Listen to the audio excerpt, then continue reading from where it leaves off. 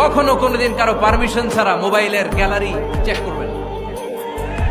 কখনো কারো পারমিশন ছাড়া তার ফেসবুকের মেসেঞ্জারে কে কার সাথে চ্যাটিং করেছে এটা করা যাবে না।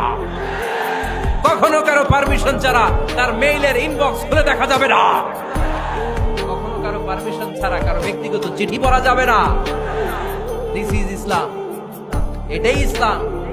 আমরা ইসলামকে শুধু নামাজ আর রোজা আর জিকির আর এই দাড়ির মধ্যে সীমাবদ্ধ করেছি। প্রত্যেকের একটা প্রাইভেসি আছে না নাই? Everyone has privacy and no one should interfere in his privacy or in her privacy. প্রত্যেকের একটা প্রাইভেসি আছে না নাই? মানুষ ছোট হলেও তার একটা সম্মান আছে না নাই? এজন্য ছোট্ট বাচ্চাদেরকে কখনো প্যান্ট খুলতে বলবেন না। অনেকে বলে আরে ছোট মানুষ খোল খোল, আরে তুই খোল, এই খোল খোল খোল, তো আছে না নাই? ওরও প্রেস্টিজ আছে, ওরও সম্মান আছে। খবরদার, everyone has a personal space and no one should interfere someone's personal space. কারো পার্সোনাল স্পেসে যেন আমরা নাক না গলাই। অনেকের বদ স্বভাব ফ্যামিলি ম্যাটার নিয়ে, প্রাইভেট ম্যাটার নিয়ে কথা বলে। ভাই কি চাকরি করেন? সরকারি না বেসরকারি?